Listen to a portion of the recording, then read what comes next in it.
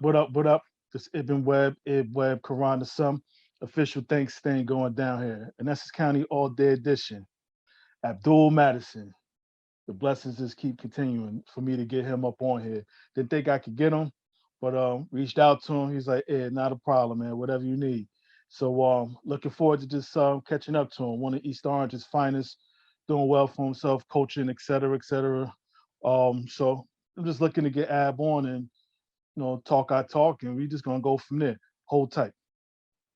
All right. Peace, man. What's going on, man? How you? What's up, brother? I know. It's been a minute. It's been a minute. Yeah. How you guys do last night? Oh, we won. We won. Who'd y'all play? Oh, we played King. Oh, okay. So that's a little rivalry there. That Jack is serious. Yeah, most definitely. And Jack this year has always been, one of the top 3 Division III conferences in the country. Mm-hmm. This year is nothing different. It's a rugged conference, rugged league. A lot of the 10-member schools, we go after the same kids.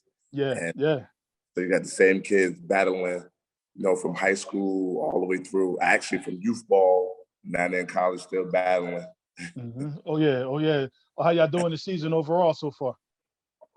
We got up to a slow start. We were, we won that abbreviated season last year, and I believe a lot of the kids maybe didn't work as hard as they needed to in the off season, and didn't prepare for the type of grind that was going to be needed. We walked in this year with a bullseye on our back. A lot of people predicted us to do well. We started our preseason 24 in the country, and we were predicted to finish. Us and Stockton predicted to finish top in the conference by the coaches. We were voted on by the coaches to finish #1 in the conference. But we're off to a slow start, off to a definitely serious slow start, and we're trying to turn it around now. It's still early. I'm sure you and Mark ain't gonna play around with them, so I'm sure y'all turn this thing around. Nah. Every day in practice, we just we're going back to the basics and just trying to retool them and reorganize the defense. The defense has been the biggest disappointment so far. Okay. Now it's crazy, man. How's it been? Just obviously, are they back on? Obviously, this semester is their first time back on campus in school as well too, with this whole COVID stuff. Yeah. So they actually on campus, living back in the dorms. So it wasn't. Maybe there was an adjustment there that we didn't think of, but when we recruit kids and we tell them, man, it's nothing like high school. Everything's at a different pace, a different speed, and you got to kind of on your own. You got to know how to navigate things, ask questions, but you're not going to be explained things a bunch of times. And the guys who pick it up are the guys that's going to be kind of successful early on. Right. The guys that kind of don't, you might be a late bloomer or something. But we don't got time to go back and get you. Got to put in extra work. That's right, man. And I should have asked right from the door, man. Like, you holding up, family, everybody healthy, everybody doing all right? Yeah. Family pretty good. I did have a couple people in the family that did catch COVID, but no fatalities, no casualties. But it was touch and go for a minute. And actually, with the vaccine, my cousin Omar, he had real bad complications with the vaccine. Yeah. And, so that was tough too. How's Omar holding out? I remember him. Yeah, he's doing well. He's doing well. He works with the city of East Orange, and he's doing well, man. Proud of my cousin. Absolutely. I definitely remember old Madison. I definitely remember him. What speaking of East Orange and all that, man, this where this life for you started at? You was born and raised for the most part in East Orange, or you just made your way there from somewhere else? Born in Newark. Okay. Lived in Newark. Grandmother and some family members are from Newark. But I would say I'm an East Orange kid. I'm East Orange native. I lived in East Orange most of my formative years. And when I went to high school, I went to East Orange, so that's where I'm from. Yeah. What part of East Orange? What part of EO I'm on, you mainly grew up on South Munn Avenue. Right on Munn. The south side, yeah. Childhood, how was it for you, man? I mean, ripping and running, having fun, playing sports activities. How was it for you? Yeah, my mom, I was just a sports fanatic. My uncle was an athlete in the family. My father was an athlete. He played at the University of North Carolina. He Hmm. played football. So I've been blessed to have some genes passed down to me. Yeah. And since I can remember, man, I just loved sports. I played every sport, baseball, the three major sports, baseball, basketball, and football. And I joke about this now, but I feel like I was comparable in all three. Okay. Some people say I was a better football player. Some people say I was a better basketball player. Nobody gives me credit for the baseball player that I was, but I like to say I was a great baseball player too. Yeah. What drew you in first? Um, I would say basketball. Basketball Okay. and football was the same. I ranked them, 1A, 1B. Hmm. So basketball was definitely my thing. But I loved football as well, and I played. Yeah. And I want to play football. I think that if I had it all to do over again, I would have played football. I think I would have been a hell of a safety. Hmm. Now, when you first started playing, or it was with the Rams? Did you mess with or No, the Oilers, Antelope Oilers? Park Okay. Oilers. Yeah, Okay. actually, it was a funny story how I got down to the Rams. I think the league folded, or one year we didn't have a team up at Antelope Park, Okay. so I just went down to the Rams. That was the next logical thing to do, or the next closest venue. I wasn't thinking about Hare Park. And I believe the Rams had joined Pop Warner then. So I Hmm. went down to the Rams. And if I'm not mistaken, that first year I got down there, we won the first ever national Pop Warner championship that the Rams ever had. I was a part of that. Oh, y'all went down to Florida. Yeah, we went down to Florida and won the championship. My Yeah. first year on the team. Now, what position even before you got to the Rams? I didn't know you played for Oilers. What was the first position you ever played in football? Uh, I believe it was tailback. And Oh, then okay. when I didn't, I was a skinny kid. When I didn't grow or blossom, I think the coach gave me an option. He said, Abdul, what you want to play? You want to play running back or quarterback? And I said quarterback. And kind of the rest is history. I remained at quarterback, and that's what I did for the next how many ever years. Play quarterback and safety. Yeah, because even those Rams years, man, y'all had some folks, man. Yeah, yeah. We had a good team. Yeah. I mean, if we all could have stayed together through our high school years or whatever, I believe, we could have made some Yeah. history, man, thinking back on that and thinking about the type of players that we had, just names coming to my mind right now, thinking Hmm. about, the type of talent that was around and that we actually played with. Yeah. Nah, because you played obviously with Shay and Faye and all of them too, right? Actually, they're a little older than me. Okay. I didn't play on that team. I played with Shay's brother, Dada. Dada, yeah. Me and Dada played on the same team. Tahir TT, rest in peace. He's not with us anymore. Those are the names that pop up that jump directly to me. I'm bad with names, and Nah, so I'd rather be quiet before I forget names. shit, it was too many of y'all, man. Yeah, Rams always was notorious just for getting busy, man. And you mentioned even the basketball piece too. Little lads, rest in peace, Mr. Miles, man. I know you had your run with them as well too. I don't know if you remember, we went down one year. We went down one year. We lost to somebody in the front, one of them New York teams, Gotcho, somebody I can't remember. But I right. remember Joe clearly saying, I remember this as clear as day. I mean, as far as when the game was over, he was like, I don't give a damn who won Mr. Lil Lad, but Ab was Mr. Lil Lad of this tournament because you just put on a clinic that whole tournament, man. Yeah, thanks, man. Yeah, we always came up short. We always made it to the championship game, Hmm. and we would lose to a New York team. We kept at it though. I think one year we broke through though. Yeah. I believe it was one year we broke through, but Hmm. it was always the Gauchos, Riverside Church, Riverside, yeah. and them guys were talented, but they weren't. They had the big names, so to speak, back then. Hmm. They had bigger names, but we gave a hell of a fight. We came up short Absolutely. a lot though. Absolutely. Then even with the whole high school, you knew you was going to East Orange, or did somebody try to pull you away early on? One of these little, like they doing now, majorly with these parochial schools, or changing your address, going to another town. I mean, you recall anything happen, or you was going to EO? Yeah, I knew I was going to East Orange, but I don't want to get anybody in trouble Man, we 30 years, every 30 years later, yeah, man, ain't nobody getting in trouble, man. Well, yeah, Coach Tons, he tried to talk to me and had me come on over to Scott. Okay. But my life, my personal life, and what I was going through, and some of the struggles I was incurring back then. High school basketball was like an afterthought at that particular time. I played 1 year high school ball, 1 semester of high school ball. I played my freshman year after having a great AAU summer with the North Rams. Oh, you played the Rams, okay. Yeah, and I went in, played freshman, and I broke my foot. I broke my foot earlier that year playing freshman football in practice.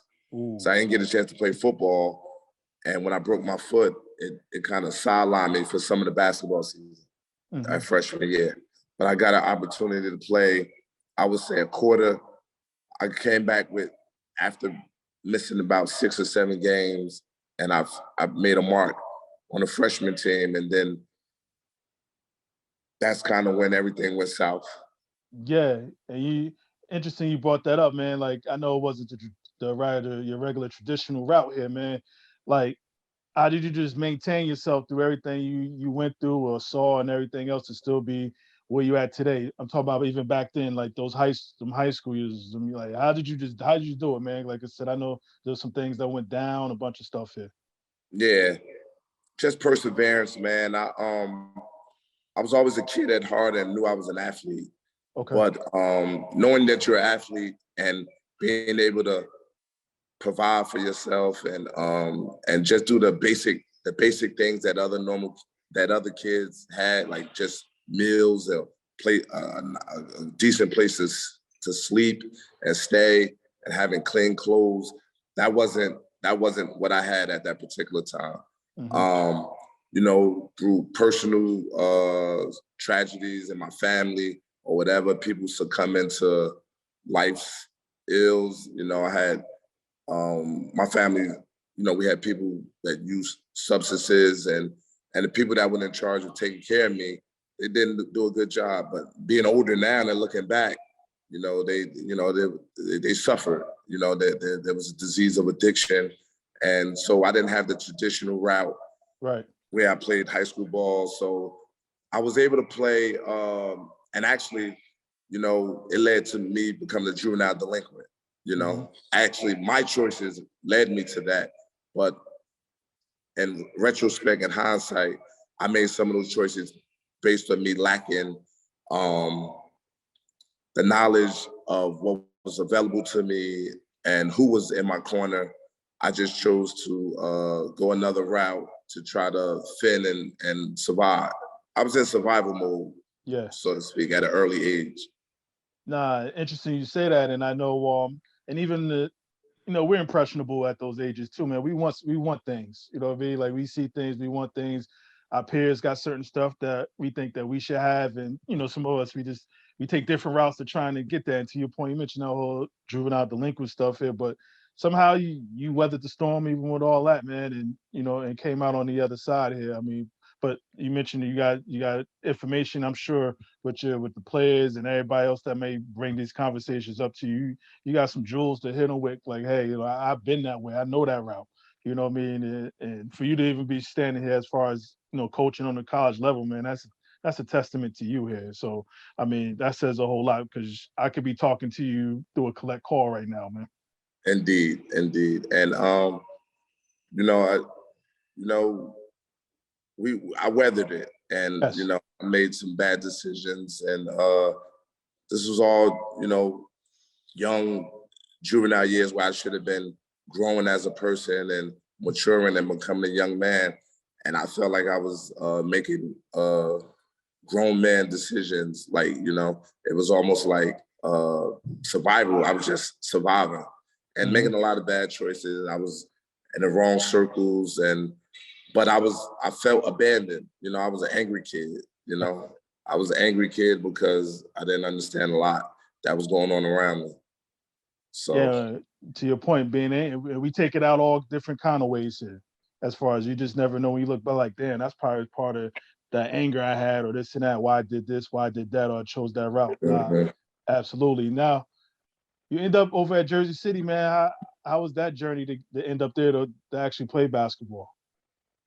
uh, wow, I would say my father figure, Coach Brown, Hmm. Coach Charlie Brown. Wow, yes. He watched me play as a kid. They would run him and Harry James would run various summer leagues in East Orange at Elmwood Park, and I was a fixture in the park every day. Yeah. Back then, you know what it was. You come to the park 9 a.m. and you don't leave till 9 p.m. Hmm. And you either playing ball, football, baseball. I had all kind of practices or summer league games in between. But so he knew me. I didn't know him. Obviously, I was too young. I heard of him. But when I did a juvenile stint in Jamesburg. Hmm. When I came home, I was able to play football in Jamesburg. So I had an option. I believe American International, a Division II school in Springfield, Mass, So, was right. trying to recruit me from Jamesburg. Well, I believe the coach that was recruiting me, he got a job at University of Pitt. Okay. So he came to me and said, "Hey, Abdul, I got a job at Pitt. I'm not gonna be able to bring you with me, but if you wait a year, I'll come back and I still want to recruit you, but I just got this job at Pitt. I don't know if he got that a defensive coordinator job. It was some type of assistant job. I don't think he got the head coaching job, but he was recruiting me as a safety. Okay. I was frank with him. I said, man, I cannot not do something for an entire year. Hmm. I need to do, so, you could just kind of take me off your list of possible recruits if you can't recruit me now. Yeah. And he said, oh, well, we'll see. I'll still double back to check on you and see what's up. So what happened was Coach Brown found out I was available. He gave me a call, and the rest is kind of history. Before we talk about Jersey City, you said something that I never knew. You play football while in Jamesburg, huh? Yes. Yes. Quarterback? Quarterback and safety. Okay, how'd you do? I mean, obviously the pick guy said something, but I guess I answered my own question. But how was it just playing? Oh, it was challenging, but it was fun. I Okay. mean, it took your mind off of your actual condition and situation. We Hmm. traveled, we went in, we played ranked teams in the state, those who were one players.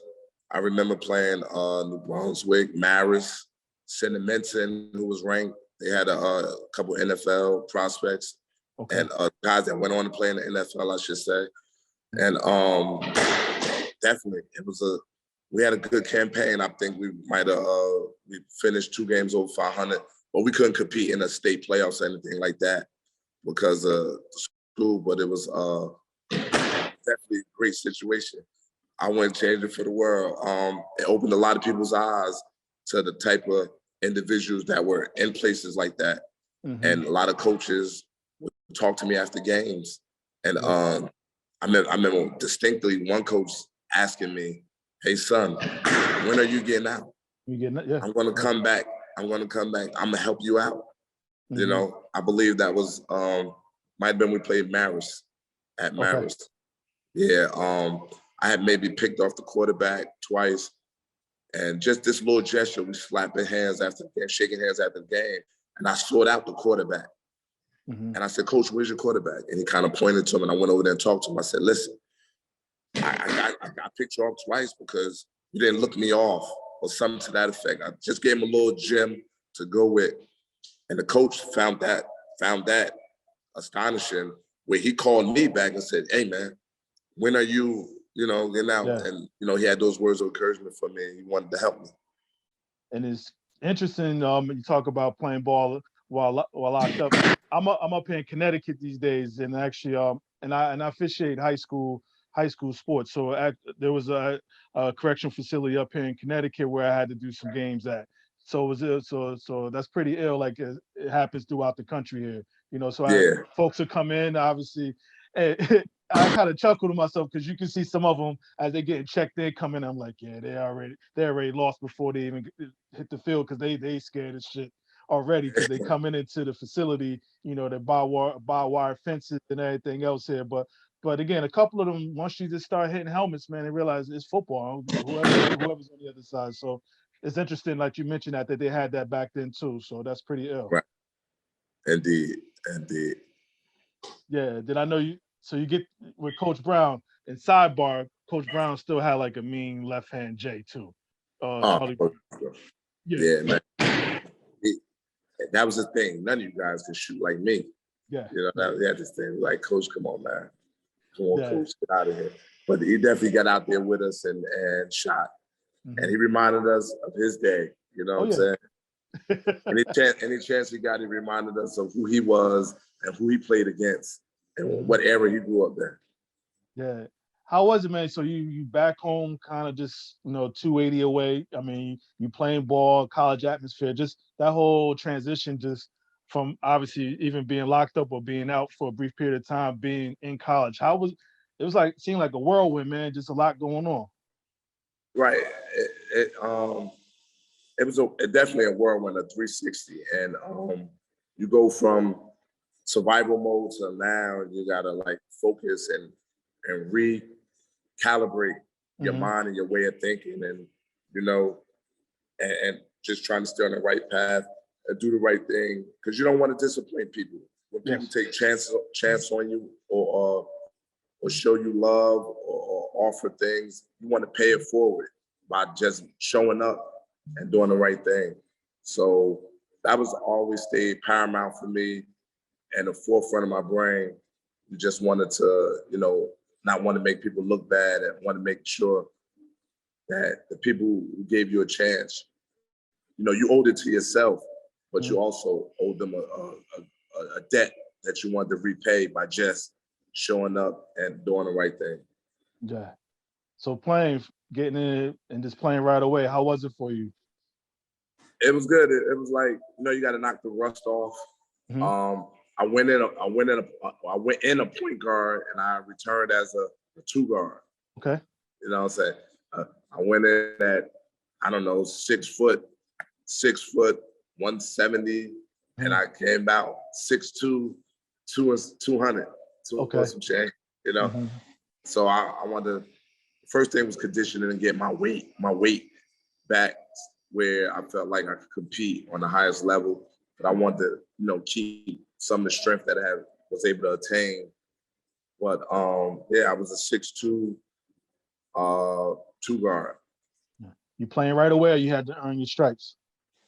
Coach Brown had a thing, man. He was old school, and I guess to his credit or to his recruiting talent, that hey, man, no freshman gonna start or has ever started. Yeah. So no, my first year we had I don't know if you remember Buddha Dwayne Kennedy from Westside. Okay. Yes. He's actually a family member. He was here. He's part of the reason I came. We had a pretty good backcourt when I got here. It was they were two juniors, a junior, senior, and Mike Callahan from Barringer. He was on the team. He was a senior. So it was kind of like those guys' team. I came in. I had no problem accepting my role or knowing my role. I came in and all I had to do was finish. We had a good point guard. We had a great system. All I had to do was shoot short jump shots and finish around the basket, make my layups. I wound up having some great freshman games, and I won Rookie of the Year in the conference. Yeah. And then team-wise, you guys had success that year? Yeah, we made the in Division III, the equivalent of the NIT is the ECAC. We won that. We won that championship. We didn't go to the NCAA tournament, but we won the ECAC, which is again the equivalent of the NIT for Division III. So my first year, I came in and won the chip. Yeah, that's all right, man. Yeah. So you got guys leaving and coming in. So you get joined by one of your childhood friends eventually. Cool. The next year, You know, Omar calls me and said, "Yo, go to school, right?" I'm like, "Yeah, I'm up at." I said, "You should come. You think about going to school?" He like, "Yeah." Everybody telling me I should go to school. At the time, his girlfriend, Terry, she was a student here as well, and we're all good friends. Myself, Terry, Omar. So Omar, you know, he was a great basketball player. He wanted some action. And he didn't play high school ball either. Yeah. So, he joined me, and he wound up winning. So he joined me my sophomore year. He wound up winning Rookie of the Year, and we won the NJAC championship. Yeah. So y'all just get going, man. You just start to flourish here, man. So just obviously chips and individual awards, everything, man. Like, how fun was it just not only to play with O, but just being in college, you playing basketball, like you doing something, I guess, positive or what have you, man. Just how was that time for you, man? Man, it was great. It was like living a dream. Yeah. Living a dream. You don't even think about the level, because back then there was no Division II. It was no Division II in New Jersey. So the NJAC was a Division II, easily a Division II league. Okay. Easily a Division II league. As a matter of fact, Coach Brown, our non-conference schedule only contained like Division II opponents. Obviously, our conference schedule, we had to play all the NJAC schools, but we went out to Merrimack. I remember going out to Merrimack. Every year he was just interested in the toughest tournaments he could find, because he thought he had talent and guys that could compete at that level. So it was a lot of fun, Yeah, and you mentioned even the competition, NJAC itself, and you guys, what was the King? Was it Rowan back there in Glastonbury? I don't even remember. All Stockton's, Montclair's, all those. Man, it was a tough league. Rowan was a juggernaut. Stockton was always solid. But we were always the top four of the conference. It was usually Rowan, Stockton, us, and every year that other fourth team would flip flop. Sometime it would be Montclair. Sometime it would be back then it would be Trent College in New Jersey. But it was always us in that top tier. We were always the top half of the league. The 10-team conference. We were always one of the top four teams in the conference my 4 years. Now, even as you're playing, are you thinking about what's next for you? I mean, again, because this college run going to end eventually. I mean, are you thinking about what's going on next, or play professionally, just start your other life, businesses, all this other? Are you even thinking about that? As you start your junior year and senior year, and you're getting some accolades. I'm making All Met. I'm going to All Met galas at Giant Stadium.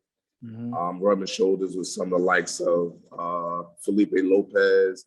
He's getting All Met stuff at St. John's, some of the Seton Hall guys, and I'm there with them, obviously representing Division III level. We're winning the same awards, so you start thinking in the back of your head, man, you can play with these guys. Right. Coming home and playing in the summer leagues, that always got you ready. I don't care. It wasn't ever a day off playing in the summer leagues in Essex County. Down in the whole Branch Brook, the Pro League up in East Orange, down the Shore, down the West 4th Street, Hunter College League. I mean, I was in almost like 6 leagues for 3 years and competing at a high level and playing against some of the best guys around in the metropolitan area. So it just got you prepared and ready. And when you saw yourself holding your own, not only competing, but playing well and winning games and winning individual matchups, the goals start to get loftier and loftier. Right. When you convision yourself playing at a next level, playing and making some money from this. And speaking about making some money, what did you decide to do? Did you wind up playing professionally or giving it a shot? Actually, I played with the Globetrotters. Okay. Damn, Ab, I never knew that. Yeah. I had some people call, some agents call, try to get me to do certain things. Coach Brian would say, man, you ain't doing that. You ain't trying out for that. You know, that they just trying to take your money. You know, these like tryouts for these European leagues, they want you to pay and things like that. So the Globetrotter thing they wound up giving me a call. And I wound up going with the Globetrotters. How long did you do that for? Oh man, it's kind of funny and embarrassing at the same time, man. We were in. I went. First of all, I saw the world traveling with them. Yeah. And it was funny. We were in California for a stop. People don't know it's two teams. It's always two Globetrotter teams. There's a team on the East Coast. There's a team on the West Coast. And every year that team flip flops. The team that was on the West Coast the year before goes to the East Coast. It's like a rock band that tours. But you know, it was kind of getting, the routine was getting old. Like, and me not being fully mature yet and still having some ways with me, I got into something with a referee, one of the Globetrotter referees out on the road. Well, ain't this like comedy kind of thing? Yeah. No, the first. See, with the Globetrotters, you had straight players, straight basketball players. You had showmen. The showmen are the guys that's on the mic. You had dunkers, and you had the guys that did the tricks. So you had 4 categories. I was a straight player. Every minute is real basketball. The first 4 minutes of every quarter. And we would tour and play college teams. That was real ball and stuff like that. It's real ball players with the Trotters. But yeah, I got into something with a referee. He didn't make a call or something. I think I bumped him coming down the court. And after the game, he told one of the execs or whatever what had happened. And he said he didn't feel safe or comfortable with me there. So they called me and basically they sent me home. Wow. Yeah, in the middle of a tour. Middle of a season. So that happens. What happens next for you? I just come home. I was able to earn my degree in criminal justice. So I just come home and kind of lay low for a while, figure what I'm gonna do. Make a couple investments with some properties and stuff. And once I solidified that, I decided, you know, I got to get in the workforce. And I used my degree and started working with juvenile delinquent kids. I think that was my best. That was the route that I wanted to go. So I started working with adolescents, at-risk adolescents. At a place called Lippman Hall. Yeah, it's interesting how that probably was easy to be relatable to them as far as your experiences and all the stuff you've been through. So how I was working with them, was it as easy as a transition as I'm saying, or was it some difficulty? Yeah, because mentality-wise, it was an easy transition. But dealing with the degrees of the children that you were working with, you know, some kids are worse off. Some kids are, you know, have mental disorders, things like that. So you kind of grasp that aspect or that part of it, and you're able to make that transition easy. But seeing some of the abuses that some of these kids had to endure in other places before they got to you, that kind of scarred them and made them kind of their personality what it was for them to even be in that position. That was heart-wrenching and troubling to know some of the stories and get to know some of these kids. But I had a ball working with them, and I enjoyed what I was doing. And then somehow you got this bug as far as sports couldn't leave you a little bit, man. You coaching now, like what drove you to coaching? I mean, did you ever think you even be coaching? Yeah, I would always return to the school for alumni events and alumni games. Always kept in touch with Coach Brown. So when his son got the job, I was up here for an alumni event, and the son asked me, "Hey, man, we want to come back and coach." And you know, I had I didn't want to commit to it until I was able and had the time to do it. You know, I have a special needs son of my own. Okay. So my son was still young when Coach Brown first asked me. So I would always kind of reject the offer and tell him, look, when I'm ready, I don't want to commit to it until I know I can do it. When my son gets a little older, I'll contact you, man. I'll be more than willing to come back, be on staff, and kind of start from the ground up and do something with you. So after, when my son, I would say, when he turned maybe 11, 12 years old, I contacted the coach and told him I was ready. He put me on staff immediately. How is it being on the other side now, as far as coaching? You see how the game is changing, how the game is evolving, but you also see like how some qualities of the game have been lost. Yes. It's just adapting. It's just adapting to the new norm, I would say.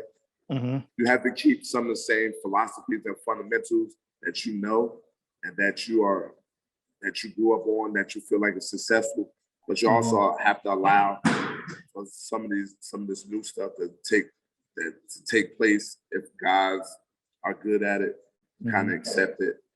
But I'm kind of one of the old school guys that believe in defense and rebounding and doing things a certain way. That's how it was taught to me. That's what I know, and that's what I'm good at. So I'm sticking with that. Even though I'm not a dinosaur, I'm able to evolve, but I'm not going to evolve to the point where we're not doing the fundamentals. That's right. That's right. And it's interesting to say that. As far as like even recruiting and everything else, we got these kids, you know, they play the game a little different here. So I don't know, how do you guys just reel them in as far as getting them, obviously with a different style of play? I don't know. What are you guys running? I mean, obviously, or is it just they know you and Mark stand-up guys like, hey, I'm gonna be all right being with you guys? What I try to communicate, first I try to communicate the interest. Hey man, I'm interested in you. This is who we are. This is what we're about. If you like us the way we like you, let's try to make this work. But you just want to get, it's hard, but you want to try to get good kids. You want to try to get good kids who play hard. I believe that we can create and develop players. You're not going to always get a superstar. You got to be willing to see something in a player and something tangible that you can build upon, that you could be like, I give this kid a chance, because I can groom him and make him into something that fits our playing style or our program. Okay. No, but I just feel like the recruitment part is, I just think a lot of kids are confused. They have a lot of information coming at them really fast, and sometimes they don't know who to trust. I feel like they feel like everyone's selling them a dream, and sometimes they're selling themselves dreams as well. Oh yeah. I just tell kids to try to communicate as well as possible, because they have a responsibility in this process as well, them and their families. I think you should always pick up the phone, communicate, whether it's via text or call. You should always return calls, and you should tell the coach exactly what you feel. No, coach, I'm not interested.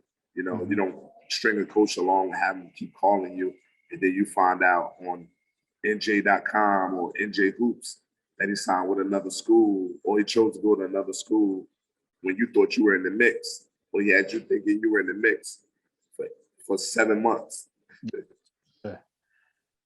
How do you guys adapt to this world of technology? You mentioned recruiting, and even with the team, with all this stuff going on, because again, that's part of their life now. It's involved in them, like it's part of their lives. So that's the evolving part. Probably you may have to do on your end as far as implementing some of that, or being. I don't know. How do you guys deal with all that stuff? Yeah, we do. We see a lot of film. We get a lot of film sent to us. Okay. through email. We hear about a lot of kids. We keep our ears to the street as far as what's going on. Sometimes we get on kids late. Sometimes we get on them early. Sometimes kids develop so well from one year to another. You might have saw him his junior year. You didn't think that he could even play in college. And then by the time he's a senior, the sixth game in his senior year, he's averaging 30. So now you gotta, so you always gotta be navigating the terrain and seeing what's out there. That's right. It's hard to recruit on this level because no one at this level thinks they should be at this level. Division three is we have no scholarships to offer unless you get a certain GPA in the classroom. Okay. So Division three is like, you gotta do it for the love. You gotta love playing basketball to do it on this level. It's a little different from back in the day, but everybody on this level thinks they're waiting for that scholarship. So when you come and you talking about you Division three, it turn their nose up at you. Most of the kids, but you do have some kids that know what level they belong on. Okay. And sometimes those kids that turn their nose up, those be the same kids you wind up getting anyway.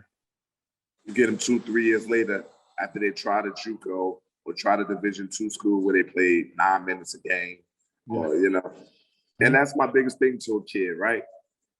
What do you want your basketball resume to be? Yes. It's a given for most of the time. It's a given that you're going to graduate, right? You're going to get your degree. Okay, so you have the educational component. We have that intact. You're going to get your degree. What do you want your basketball resume to read? That you got a scholarship, you went to a Division II school, you played 11 minutes a game. 11 minutes a game, you don't have any film or nothing to give to anybody. Or you come to the NJAC, you come to NJCU, play in the NJAC, one of the best conferences in Division III, and play 30 minutes a game for a team that's nationally ranked majority of the time, always in the running for the NJAC championship, have the most NJAC championships like any other school in the state.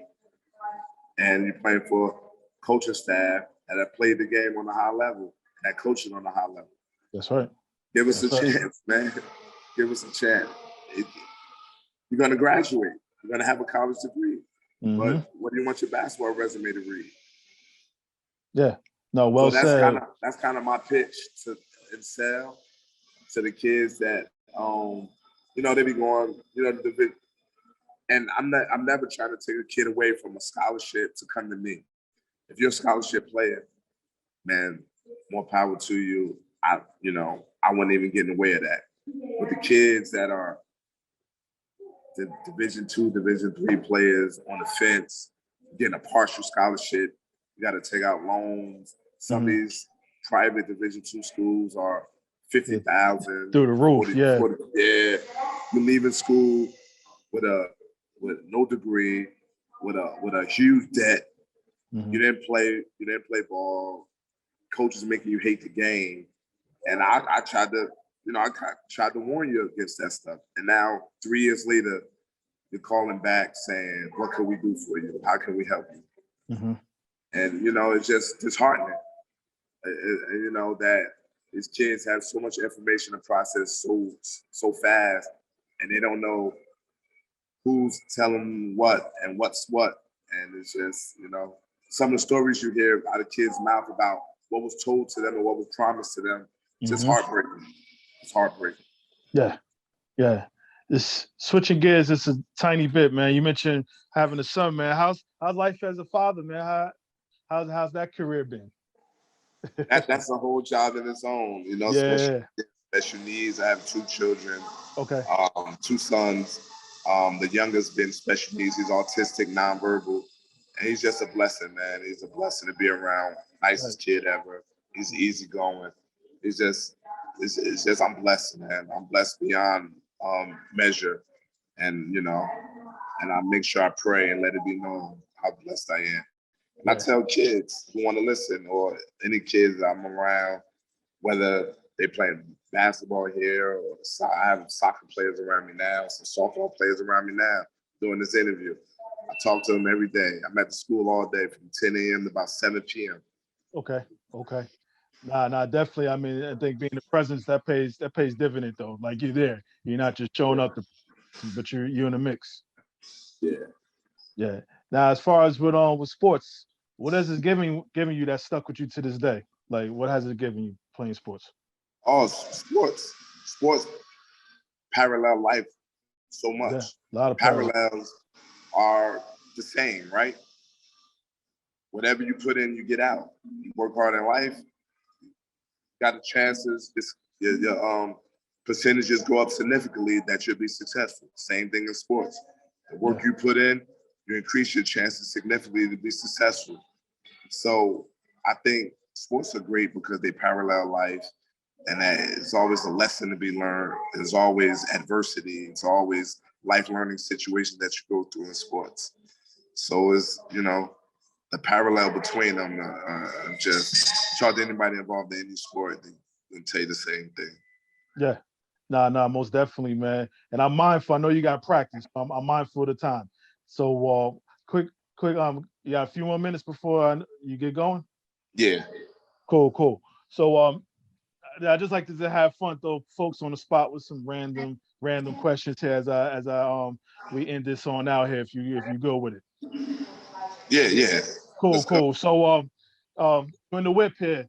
Your turnpike or a parkway guy? Parker. In the whips, what's the meanest whip you ever had, or your favorite? I would say it might be a tie. No, I'm going with the Range Rover. Range Rover. Range? What Yeah. year? Well, you remember the year of the range? No. I had two. I had two of them. No, the S class. I would say the S class. The S class. That's okay. All right, 2001. we're gonna take it to the car. Okay. 2001 S class. Yeah. Yeah. What Jimmy Buffs and sandwiches. Sandwiches. I'm a sandwiches guy. Can you hear me? Sandwiches. Yeah, Okay. sandwiches. Absolutely. All right. Speaking East Orange, Central Ave or Main Street? Main Street. Peppermint or Bogies? Peppermint. When you're not coaching, or what else does Ab do? What are your other interests besides sports or what have you? What are your other interests? Traveling. Love traveling. Favorite place you've Dubai. been there more than once? No. Nah.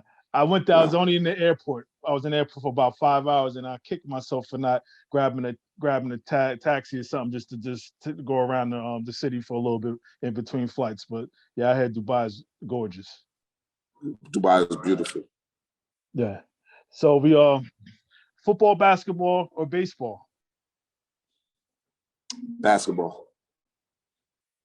Best game in your life that you've ever played. It could be on any level. Anything that something that sticks out. Down the shore, down Belmar. I think I had 20 something in the quarter. Okay. And we still had time left. And actually, play ended my career. I hit a jump shot, went up for a jump shot, came down on defender's foot and tore the ligaments in my ankle. Down in Belmar, down the shore. I think it was the first quarter I probably had 23 already. And it ended like, that's tough. Yeah. I can feel like right now as you even talking about it, because I had that happen to me, man. Best team you ever been on? Oh, summer league teams with the Celtics down in the Pro League in East Orange. Who's on that squad? Wow, myself, Mark Brown, Marquise Bragg, James Hargrove, Big John, Herman Austin, Neil King, Marvin Andrews. I'm not gonna go on. Robert Clyburn. You snuck in some minutes on there? You got some minutes on there? I know none of them wanted to come off the court neither. Oh, no, yeah, I got my minutes. Coach Brown saw to it. I was worthy of them. Worthy of them. Okay. I played at least out of 48 minutes, I played about 28 minutes a game. Okay. All right. Is there a game that anywhere that you would want back? Yeah. Jersey City State versus NJIT in the NCAA tournament. What happened? I got in foul trouble. Mm-hmm. I believe we lost by 8. Mm-hmm. Coach Brown had a rule: 2 fouls in the first half. You got to sit. I got 2 fouls in the first half. I had a great game at 20 something.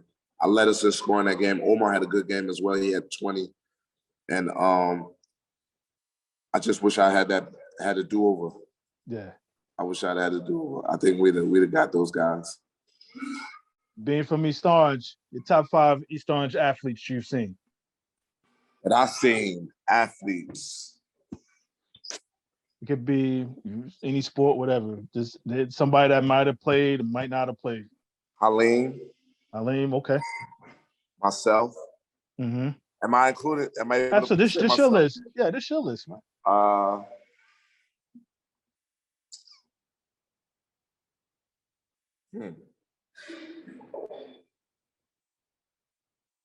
Man, I don't like when I draw a blank. I'm thinking. So you, Halim. Me, Halim. Pookie. Mm-hmm. Pookie Gis. Yeah. I think I'm gonna throw Brandon in there, Brandon Knight. Okay. I think he was a multi-sport for a while. Marcus Toniel. I think he was multi-sport too for a while. Yeah. All right, that's your 5. You get a 6, man. Harry James. Wow, yeah. The late Harry James. God bless. Yeah. You the best to ever come out of East Orange?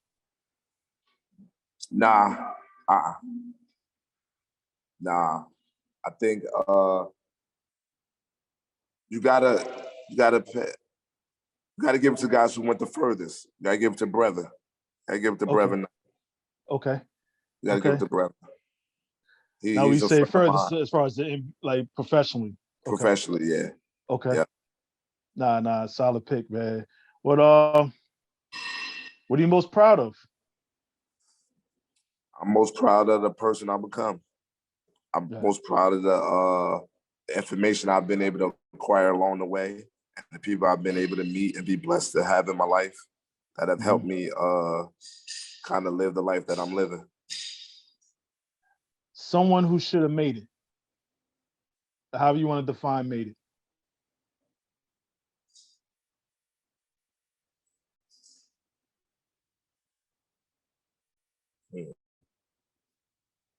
Someone who should have made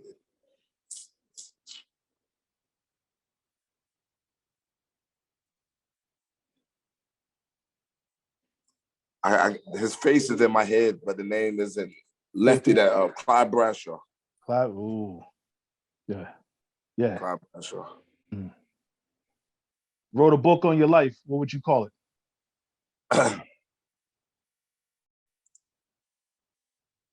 It's not over till you hit. It's not over till the fat lady sings. Okay, absolutely. It ain't over, man. You feel you got your just due?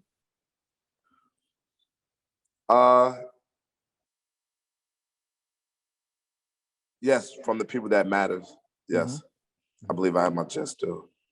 Anytime other people can mention you when they talk about who are some of their friends, who are some of their people that have gave them, some of their most memorable moments, people toughest opponents to play against. I've been mentioned in all those types of circles.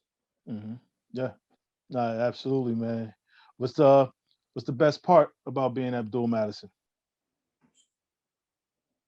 Sense of humor. I have a weird sense of humor, man. People don't know if I'm playing or serious. Yeah. In this part of your life, this part of your life where you're at now, what advice would you give that 17, 18-year-old Ab?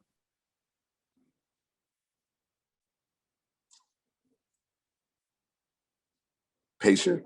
Be patient. Mm-hmm. Be patient. Yeah. Ab, man, I want to say thank you. It is interesting what you just said, but I'll just add on to it on my end, man. Like, you're one of those people everybody want to have an Ab story. You know what I mean? As far as no Ab or know something about him or what you've done or what you're doing or what have you. You've been like that, since you was a little kid, man. Like, you've been special, man. And I don't know if you remember because I had to think. I was like, one of them little lad trips. We were roommates. It was me, you, and God bless. It was Ramon. It was Ramon Webb. Yeah, one of the little Trenton trips, man. And I think just even then, man, I just like, I mean, people gravitate to you. I think just in general. I mean, obviously the athletic feats, self-explanatory, man. But just you as the person, man, you always been solid. You always been solid. And like I said, for me, even just pick up the jack and reach out. He's like, hey, whatever you want, man. As far as you need me, get you somebody when we come talk. But how you? Because I ain't think you'll jump on the camera, to be honest with you. But I was like, to you, that's why I was like, I'm gonna call and we're gonna see what's up. I'm gonna back you in. But I ain't even have to back you in. Exactly. But what I say, like you've been special your whole life, man, and even the ups and downs in regards to being locked up, to figuring that out, to obviously giving back to university, and even in the coaching standpoint, and being there, like you just mentioned, you're there all day, pretty much, just being the presence, and I'm sure your kids see it as well, and I know the other ventures, you done did as far as businesses and everything that you've done, like. You've been that guy, man, from day one, man. And like I said, I'm appreciative to know you and even get this little bit of time with you, man. I know you got to dip off the practice, man, but I just wanted to say that to you. Like you being official to you, somehow I had to figure it out to be officially Ib here, because like I said, I know a lot of special people, man, and you one of them. So I just wanted to say thank you, man. I appreciate that, man. It means a lot to me, man. Yeah, yeah, I and I do know it's just remember that trip. I remember that trip, the little lad trip. okay, yeah, yeah. And I know you guys play. I think is it Wednesdays and Saturdays. I think I saw the schedule. Wednesdays and Saturdays conference games. So this Saturday, we wrapped up with King last night. We were able to hold them off, and we preserved the win. Brought us back up to 500, and we played College of New Jersey this Saturday. Okay. Now I'm gonna look at that schedule and, like I said, get my butt to one of these games, because, like I said, I talked to Mark. I've never met Mark. So, but just to get down there to check you guys out, man, see you on the sideline doing your thing. How hard is it for you not to want to grab a ball or get out there and play, man? Uh, Are you past that now? Like I'm good. yeah, I'm past it only because we play on Sunday. Us and a few of the other guys. Okay. We used to play every Sunday mornings, man, but that they're recouping for a week just to play for another hour and a half. Like you would literally have it take you a week to recoup to play an hour and a half on Sunday. Yeah, nah. So I don't miss it. Nah, keep doing what you're doing, Ab. And like I said, I know you got practice. So, but like I said, small world. Like I said, I'm gonna get my butt to a game. I'll show you that though. And thanks for everything too, Ab. All right, no problem. Appreciate you. No doubt. We talk. All right, peace. Bye. Peace. Yeah, good stuff here. Like I said, I know the word special get thrown around a lot, but Ab is special. And then, like I said, I appreciate him just even taking some time out to chop it up with me for a quick minute. With that being said, I'm just gonna ride on out on this. I put my hand over my heart. That means I feel you. Yeah.